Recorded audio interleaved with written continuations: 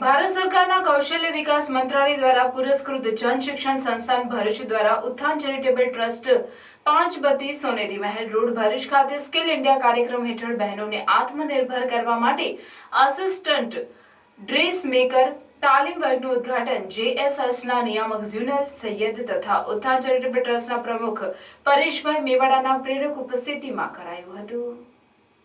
નિયામક ઝ્યુનલ આબેદીન સૈયદ દ્વારા બહેનોને તાલીમ કાર્યક્રમ અંગે વિસ્તૃત માહિતી પૂરી પાડી હતી, જ્યારે પરેશ મેવાડાએ બહેનોને શિસ્ત, અનુશાસન અને સમય પાલન અંગે સમજ આપી હતી।